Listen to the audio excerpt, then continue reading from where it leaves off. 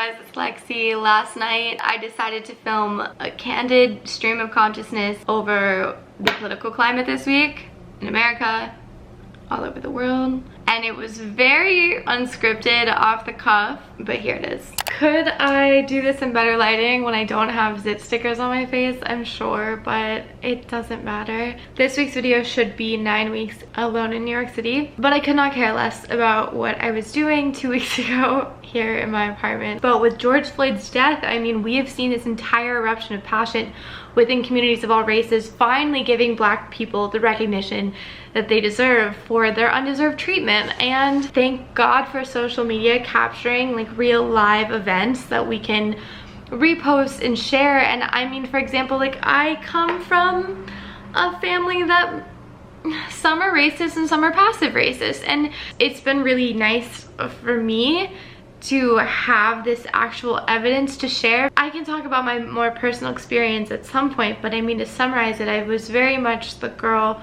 who had her beliefs and had her opinions, but would only share a little bit of it to avoid any major disturbance at the family dinner table over Thanksgiving or Christmas. And that was how I lived. You know, I kept things to myself, but it's gotten to the point where it's like, why? I feel like it all began on behalf of me wanting to protect the safety of, you know, the Black people in my personal life. I think that's where it always, you know, initially stems from, where you're like, okay, well, I don't want my friends walking down the street and not being in the same lane of safety that I have, and I'm able to walk in. Just, I'm free to live my life any way that I want to, and I want to make sure all of my friends are able to do the same. But of course, like, I know that that's what everyone deserves, and for so long I don't know why I was afraid to say that. Anyway, so I began posting on social media, and I'm from Virginia, where it's a swing state, you know, like I'm from Northern Virginia, but there's plenty of racists and white supremacists within the area, and I've begun having discussions with them on social media, and I have finally just taken off the jacket of shyness around it and wanting to make sure I was well-mannered and polite. And the first conversation I had was with some random boy that went to a state school in Virginia that I don't even know. So it was hard, but it was at a place of distance where I felt comfortable enough to be like, okay, I don't care if you don't like me because I don't even know you, and I would rather stick up for an entire community that is getting killed at an undeservingly killed at an alarmingly high rate. And sorry, I didn't rehearse any of this. Black people are being undeservingly harassed, murdered at an alarmingly high rate, and they are in danger. And it is our job as white privileged people, or just, you know, you don't have to be white. See, I want to go through my email to show you the things that I've personally signed, or like the things I personally stand by.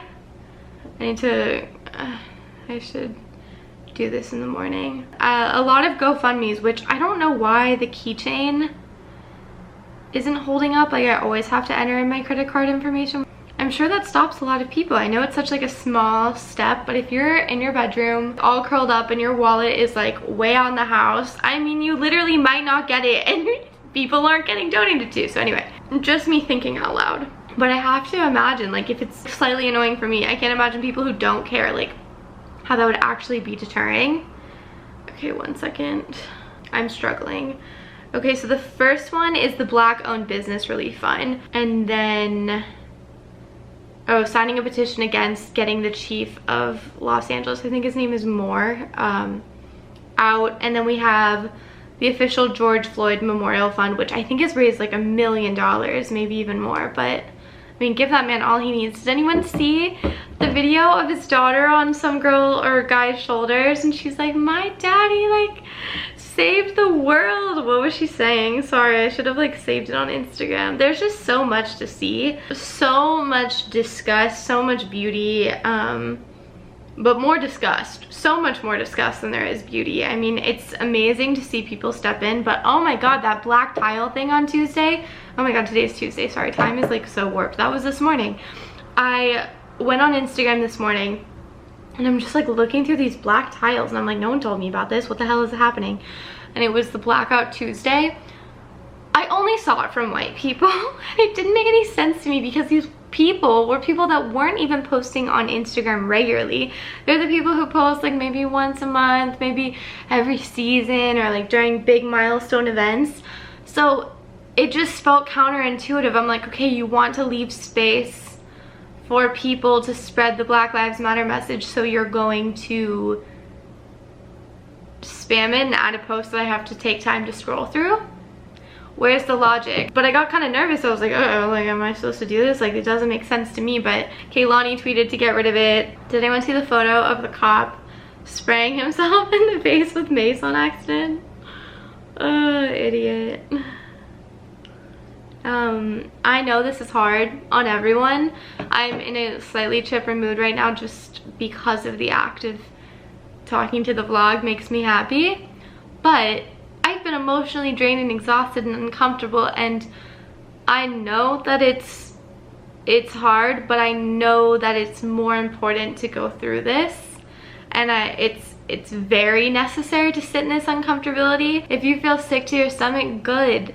I know that it's not a pleasant feeling. I know it's not a positive feeling, but the long-term outcome of these feelings are going to bring you to a much more unified place where you're not going to forget what this is like. If you don't think about it, if you don't let these feelings and these thoughts and these videos and photos that you're seeing sink in, you're going to brush it off and not understand the magnitude that this is happening. So it's important to sit in the uncomfort so you don't forget and you realize the gravity of the situation that we have at hand. Going back to me trying to find what this cute little girl said.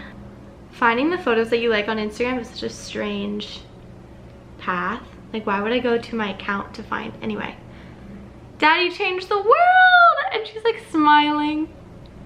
Oh, so cute. What else? George Bush made a statement. That was wild. I'm gonna make myself a little brighter. This is on the Washington Post, that George W. Bush calls out racial injustices and celebrates protesters who march for a better future. When in the world did we think we'd see that? Halsey acting like a nurse, that was something. Oh, and then of course, I'm sure everyone's seen this.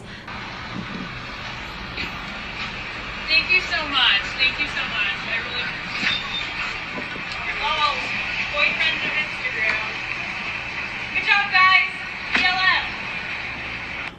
BLM. Okay, moron. I didn't see this with my own eyes. My professor posted it, like a slideshow of these quotes from George Floyd that were being flown in the air. Sorry I don't have a lot of real life things. I went to a protest in New York. I don't have any photos from it, sorry.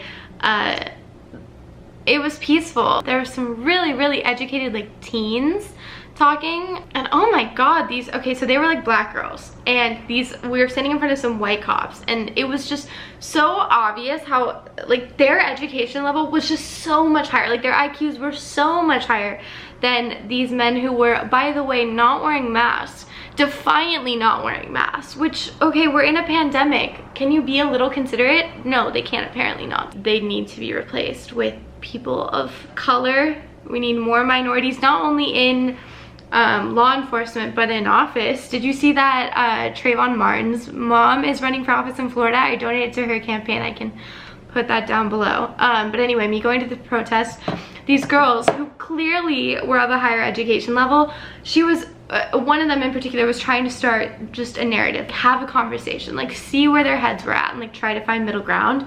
Oh my god, he was just like staring at her like such an asshole, like him and the guy next to him. And at one point she was asking the officer if he was given an order to request civilians to put on masks if he saw them without them.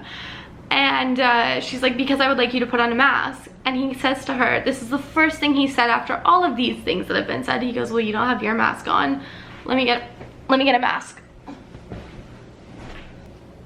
Her mask was right here. His mask in his pocket. Ugh, there's no need for an attitude. There's no need for violence. There's no need to get your unnecessary, ugh, like disgusting, egotistical insecurities out on innocent civilians. I'm so sorry. I'm so sorry to any of my black followers that have endured a life of mistreatment from the law enforcement of our country. It's disgusting, it's foul, and it needs to be shifted. This is my piece. This is a piece of my train of thought, some of the thoughts that have been going on in my head. I'm going to go through my email and find not protests, excuse me. What time is it? It's only 10:32, but that's shortly becoming my bedtime with curfews like 8 p.m. right now. A mix between the godforsaken Rona and Black Lives Matter meets police brutality, race war. What even is going to happen? I pray that it just ends. I mean, of course, with like civil liberty, but we need some job replacements. We need new people in office. We need new people as chief officers. I'll go through my email and I'll find petitions as well as campaigns, and I mean, those are just donation sites. That's it from me in the dark. Zit stickers on my face and all, maybe out of focus. Oh, this is important. I want to let any of my Black followers who have something they want to say, I want to share my Instagram with you. So if you want to record a video, email it to me at lexilombard@gmail.com and we'll talk. Feel free to say that you're taking over my Instagram just to give people a bit of clarity when they're scrolling through. But it's the least I can do. But let's talk, let's talk. I love you guys. Stay safe. Stay strong in your beliefs. Like, stand up for yourself and stand up for others. It's more than necessary.